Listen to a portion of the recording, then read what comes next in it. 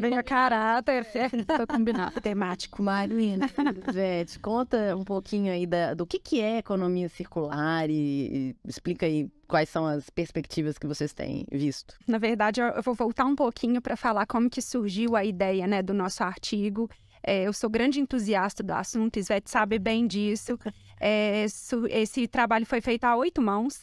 Foi eu, Ivete, a Natália e a Bruna, que não estão aqui, mas que são parceiras aí da nossa equipe. E surgiu de diversas demandas dos nossos clientes que estão preocupados com a eficiência, né, da gestão e manejo dos resíduos, mais do que um cumprimento à legislação ou ao cumprimento de obrigações previstas na licença ambiental. E esse tema ele ganhou espaço, né, na visão estratégica mesmo dentro de um modelo econômico de desenvolvimento sustentável.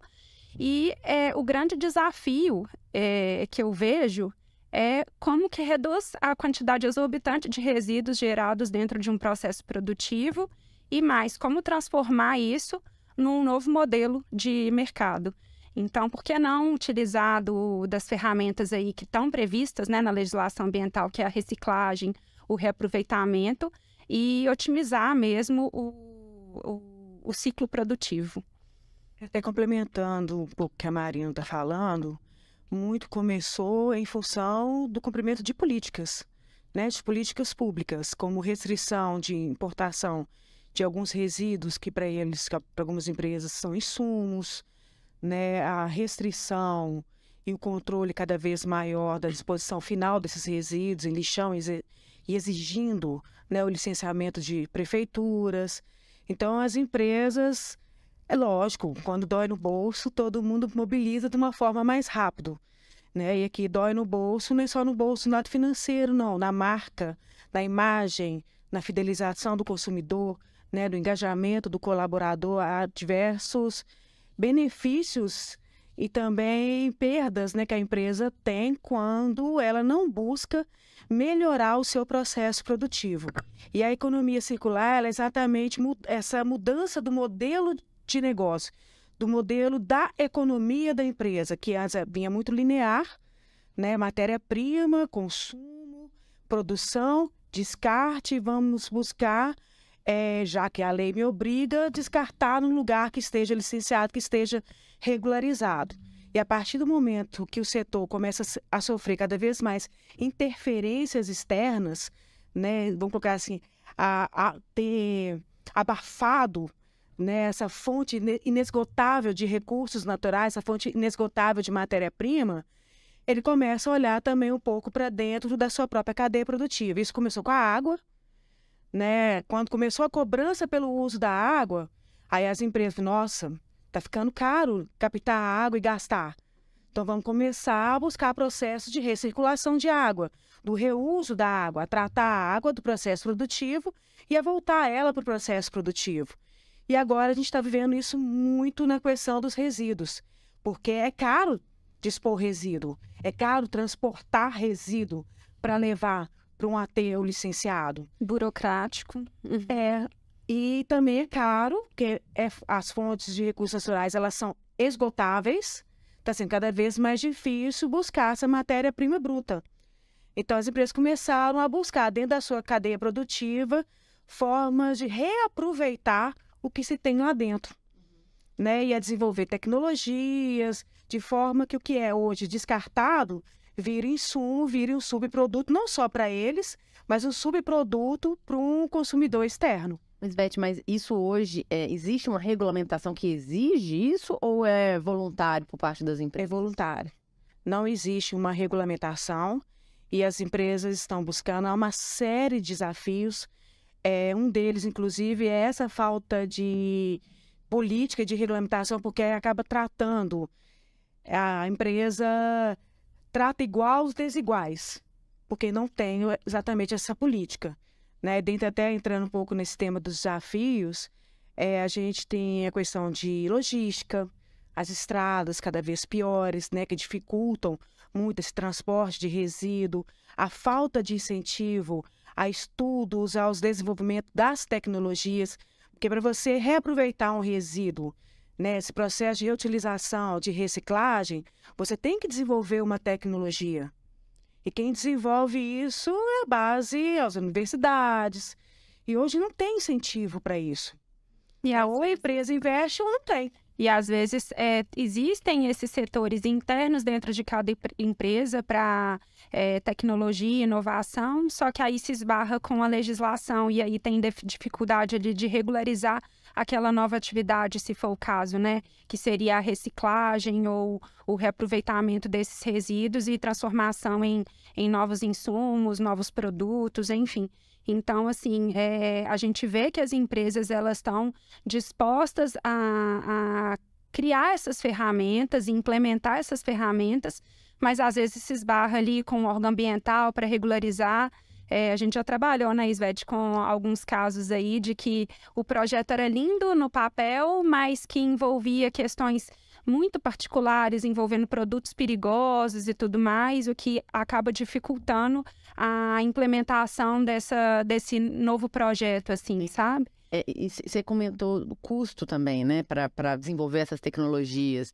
Agora, é interessante, porque eu vi uma empresa na Inglaterra, no interior da Inglaterra, que desenvolveu uma tecnologia super interessante e que, na verdade, ela afetou positivamente os custos das duas pontas.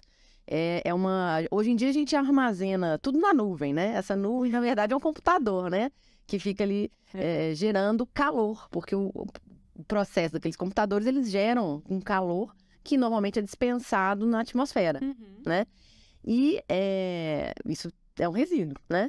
E aí, muito interessante que essa empresa ela desenvolveu uma tecnologia de imersão desses computadores num óleo, e aí esse óleo, ele fazia um processo lá, né, de transformação que ele era usado para aquecer piscinas de clube, academia, piscina pública. Então, quer dizer, reduziu a conta de energia do clube, da academia, né, das piscinas, e deu uma finalidade né, deu um descarte ali mais apropriado pro resíduo do aquecimento daquele data center, né? Que hoje em dia se espalha gigantesco. Então, assim, às vezes o custo de produzir essa tecnologia, né, vai ter uma reversão, né? Igual painel solar, né, gente? Antigamente era muito mais caro. Hoje em dia está muito mais viável, Daí a importância da diretoria e da presidência comprar a ideia, comprar o projeto. Porque é um projeto de médio a longo prazo. Né? Esse retorno financeiro, ele não vai ser uma coisa imediata, porque já que não se tem incentivo à busca dessas novas tecnologias, e ainda não tem regulamentação, o que a gente tem são só desafios, se não houver esse engajamento, essa aposta nesse novo projeto, não acaba não saindo do papel. Nós acompanhamos um projeto de um cliente, eles desenvolveram um forno. Esse forno, ele tem como matéria-prima um resíduo que é considerado perigoso. E a fábrica quase parou a sua operação, a unidade industrial quase parou a sua operação, porque não se conseguia trazer resíduos por conta da legislação que é restritiva. Esbarrou com Ou seja, você tem a tecnologia, a empresa desenvolveu, foi até junto com uma universidade, ela vai reutilizar esse resíduo perigoso, tirar ele do chão onde ele está lá, do chão de fábrica, de outras fábricas. Isso vira um insumo para ele, e ele não tinha o insumo por conta da legislação. Exatamente. Ele não conseguiu licenciamento para fazer isso. Estão batalhando. Estão batalhando. Agora, tem alguma iniciativa no Brasil já nesse sentido? Algum caso que vocês queiram comentar? Que possam... Então, fazendo o artigo, a gente, além de tudo que a gente já vivencia aí na nossa rotina de trabalho, fazendo o artigo acaba que a gente vai descobrindo mais casos super legais, inclusive aquele outro que você citou outro dia, do artista plástico que pega resíduos e transforma em obra de arte. Economia circular tá aí, tá na arte. A gente consegue ver também na moda. Tem uma empresa, acho que as meninas vão conhecer, a Farm, é uma loja lá do Rio, brasileira, ela utiliza resto de tecidos ou então de peças que tiveram algum defeito em algum momento, né, do processo produtivo, reutilizam esses tecidos e fazem novas peças e criam para as próximas coleções. Então, às vezes, tecidos que foram de coleções passadas são utilizados nas produções seguintes. Isso aí, a Farm viu como um novo nicho de mercado, porque, obviamente, ela vai lucrar com aquilo ali, né, vendendo novas coleções, mas utilizando uma matéria-prima passada, que às vezes seria descartada, que às vezes ela teria o maior trabalho para poder dar um descarte ambientalmente adequado, que ela é obrigada, né, sob o ponto de vista legal. Então, tem esse exemplo da moda responsável, né, moda circular. E tem um outro também que a gente já viu com um dos nossos clientes, que foi a utilização de pallets de madeira. Às vezes os pallets são usados para transportar um equipamento, né, de um setor para outro, de um balcão para outro dentro de uma empresa. Só que esses pallets, eles acabam se deteriorando com o tempo. Então, né? Então, outro dia a gente recebeu esse questionamento do cliente se seria possível usar esses pallets que estavam se perdendo como um combustível para os fornos. Né, usar aí o resíduo da madeira, de pinos, enfim, para utilização nos fornos. Em vez de ter que comprar carvão. Exato. Então, assim, isso tudo está dentro dessa lógica de economia circular, que é um dos propósitos da logística reversa, que está prevista, né, na legislação. Peraí, logística reversa, explica isso. É basicamente a ideia da economia circular. São inúmeras ações que são desenvolvidas de forma conjunta com o objetivo de transformar aquele resíduo em um novo produto, em um subproduto, uma matéria-prima, o que for, dentro do mesmo ciclo produtivo. É a mesma lógica. O gerador do resíduo ele é responsável por esse resíduo até o final. E algumas cadeias, eles são obrigados pela legislação a receber de volta os resíduos. Pilhas, baterias, lâmpadas, pneus. Então, eles precisam buscar tecnologias, precisam buscar como resolver o que seria passivo para eles, tem que virar um ativo. Porque senão é um custo muito alto.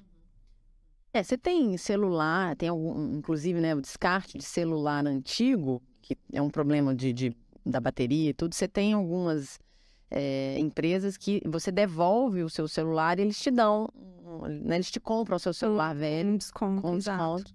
Exatamente. Isso tudo da bateria. Exato, isso tudo com o objetivo de reduzir esse passivo, né, ambiental, reduzir essa quantidade exorbitante de resíduos que são gerados ao longo do processo produtivo. E aí é que a gente está falando de inúmeros setores, né, da indústria, assim. É um mundo de possibilidades, mas a gente citou, né, esses exemplos aí que são de 880, né, da moda, a arte, a indústria de mineração, enfim. Isso é legal. Então quer dizer que a economia circular circula por Exatamente. E aí o do lixo ao lucro surgiu exatamente, foi um jogo de palavras que a gente fez para ver como que o lixo, o resíduo, pode virar um novo nicho de mercado mesmo dentro das empresas. Redução de custo. Redução de custos e ganho, né? Principalmente na imagem, a gente já viu várias marcas, até com essa questão da certificação, envolvendo resíduos, a empresa colocou o resíduo no caminhão, na transportadora, pagou uma transportadora para levar esse resíduo para uma disposição final que ela considerava adequada e nem outro era adequado. Quando os resíduos foram descobertos em locais inadequados, pega a cadeia inteira. Porque a responsabilidade ambiental é solidária, né? E aí, pega a cadeia toda. Esse negócio de pegar a cadeia, nós estamos vendo, né, gente? Que serve para todos os lados, né? No social, no ambiental. Exatamente. E é muito difícil a gente conseguir rastrear todos os atores aí, né, dessa cadeia. Desde quem gerou até o destinador final. tem essa dificuldade, porque a gente às vezes não sabe por quantos ciclos que aquele insumo passou, né, para até ter essa destinação. Então, tem esse desafio também que é enfrentado. E vocês já viram, tem uma questão de responsabilidade da empresa, né, do cliente ali, com relação a descarte de resíduo da cadeia, dos terceirizados? Sim, é uma responsabilidade compartilhada. E daí a importância de, às vezes, fazer essa auditoria dos fornecedores para saber a origem daquele resíduo. A gente já enfrentou um caso de que a empresa estava querendo comprar resíduos de moinha de carvão vegetal, que é considerado como um resíduo ou como um produto, dependendo aí da aplicação que for dar. É um conceito mais fluido mesmo, não tem nada previsto em legislação. Mas a empresa queria comprar essa moinha de carvão vegetal e a preocupação dela é saber a origem, porque carvão vegetal, além das questões ambientais, envolve questões trabalhistas também, das carvoarias e tudo mais. Então, ela queria se blindar o máximo possível de possíveis responsabilidades ao longo de toda essa cadeia. E já vimos também casos que o resíduo da empresa estava num aterro que ela julgava licenciado, controlado, e quando veio à tona que crianças estavam invadindo esse aterro, retirando o resíduo lá, inclusive levando os resíduos dessa empresa para dentro de casa, o contrato foi cortado assim, de imediato, mas aí a marca já estava exposta. É muito interessante a gente ver como que é transversal, né? Como esses temas, eles conversam um com o outro e eles se sustentam, né? Então, não adianta a gente ter uma prática de ambiental muito boa quando o social está fraco ou a governança não se sustenta. Exatamente.